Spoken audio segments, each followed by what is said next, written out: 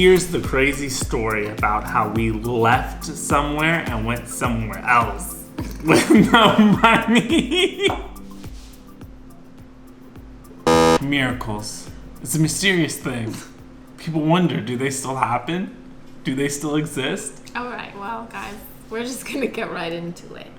So, we were in Los Angeles, California, and you could watch this video right here when you're done with this, or before this. I would do it before. Make sure you like and subscribe.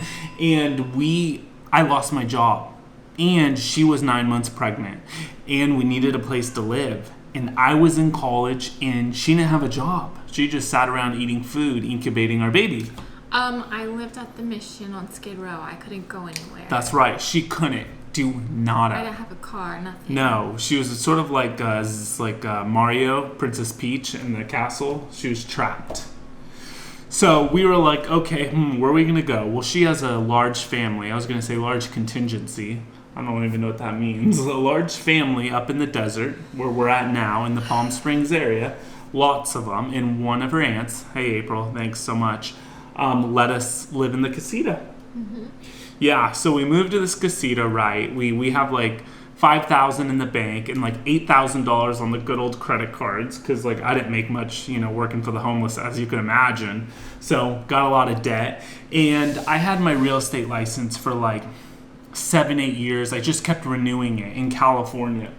And she was about to have a baby in a month. And I was like, well, I'm still in college. And by the way, my college was an hour away from where we were living in our new place. Riverside, so right in between LA and Palm Springs. Yeah, so I'm like, well, I guess I'm going to try real estate out. Yeah. So we moved to the casita, and it was like it was even tougher. I want to say it was even tougher than living on Skid Row because we didn't have any space. Like my aunt has kids, so they would be like running around in the backyard. Like it was in her backyard, so it was really tough. And then also it was like a tiny little space. It was like 150 square feet. Yeah, it was really small. Tommy didn't have like an office or anywhere to work at. No. So he was working like at the like kitchen table. And then like I'm trying to sleep because I'm like super tired all the time. It was just tough. Especially after like leaving Skid Row, it's just like we wanted like our own space. Totally. We had never had that before. Yeah. And so then Tommy was like, well, let's just like look at apartments and see if like we find anything that we really like or that like we could afford. We're like, okay. And of course we found something. We moved from Skid Row to a casita. We would like anything you gave us. No, we didn't like the first ones. We liked but we weren't exactly picky. We went to these really pretty ones that I was like, I really like those, but we obviously can't afford those. And he was like, well, let's just go look. Yeah. And we look, and there's this like one bedroom with a den, perfect for having a baby soon. Yep. And then like just walls of windows is so bright and light. And the Mission, we had like a big room, but just 2 little windows. 2 baby windows, like a prison cell. It was literally like a prison. So it was really like, I just love light. So we actually loved it, and we decided just to get it. Nice community pool, really cool little gym, gated little community apartment complex right by my work. Well, I worked anywhere really because I was a realtor, but it was perfect, And I like convinced her to get it, and I don't know what I was thinking. We had like $5,000. It was like $1,700 a month with utilities. No, it was $1,560. No, but with utilities. Oh. It was probably like, she doesn't know because I pay the bills. It was like $1,700 a month. Okay, we had $5,000 in the bank. All this debt. We didn't use the air conditioning for a while. No, we really didn't. We didn't use the AC. We didn't have any money. So we just did it. We moved into this apartment. And typically a real estate agent, it takes them 1 year to sell their first house. He didn't tell me that. No, because I'm just like, I'm going to do it. I'm going to work hard, blah, blah, blah. Yeah. But, so, we moved at the end of April. Yeah. And I was supposed to have Thomas at the end of June. So we had 2 months, basically. And we had probably enough money for, like, 2 months. Yeah, with a baby on the way. Yeah. So we had enough money in the bank for, like, 2 months. Yeah. Of expenses. And literally within a month, Tommy had a listing and sold that one. Or no, I think you just had a listing. Yeah, listing. And then by literally July 1st, Thomas came on July 3rd. Tommy sold his first house, and we had enough money for like a few more months. It was crazy. It was really crazy. I literally was like, I would door knock almost like, you know, like you see like a Mormon or Jehovah's Witness, they knock on your door. Well, I wasn't knocking to like evangelize, you know, even though we're Christian, that's a different religion, but you get what I'm saying. I was knocking to be like, hi, and I'm like totally new at this. I'm like, yeah, here's a market update. Do you know homes are selling on average 45 days or something like that? And you were supposed to be like, I happened to actually, me and the wife, we were going to put our house on the market. Would you like to sell it for us? You know, I knocked on like 900 doors. Like I did it for like a few weeks straight, and it was like 110 degrees outside. It totally sucked. But like I had a pregnant wife. We had like no money. You got to do what you got to do, right? And then I was doing open houses. I was cold calling on the phone, literally every method. And it was totally God. Literally, right before Thomas came, we got like $12,000.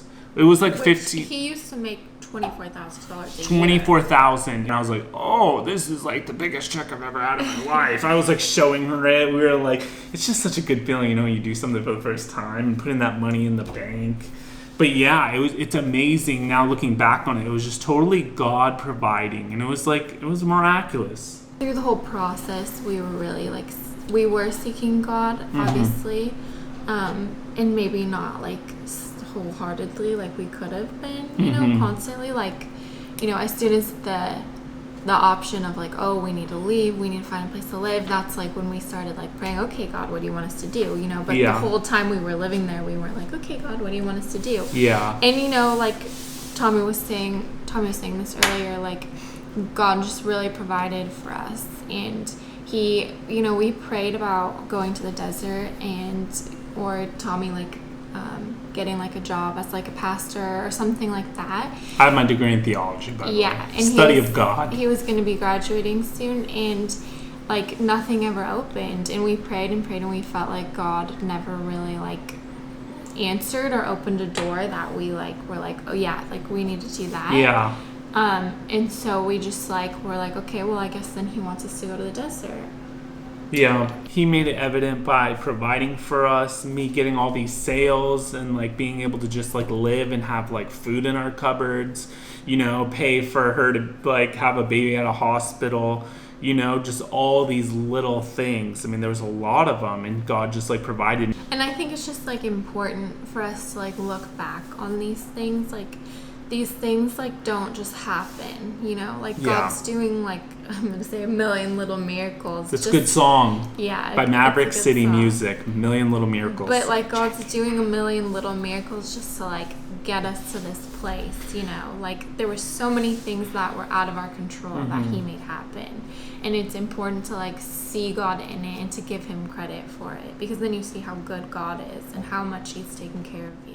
Yeah, because I think that's a problem for a lot of people. It's like, do we even need God? Like, why do you need God? Like, I'm fine. Like, I'm just like living life. What's the point?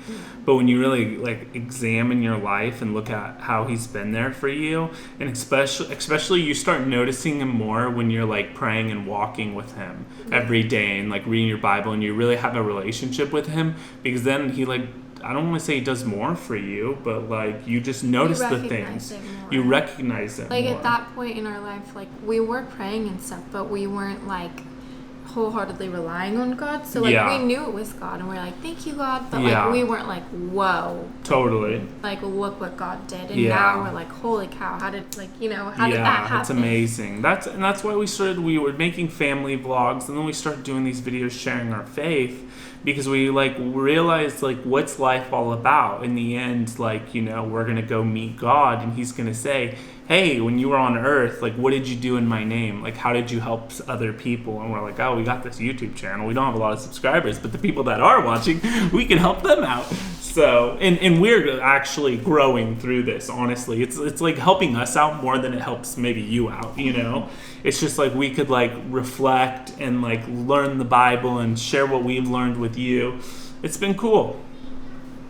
We're not saying goodbye. No, I know. And make sure you subscribe if you haven't, because if you're watching us without being subscribed, just don't do that to us. And hit the like button. And Jordan fam out. Jordan fam out. See you later. See you later. Peace. Oh my gosh, you're so weird. Do you want to do that again? Are you really gonna leave us? Yeah, it's fun. was fine.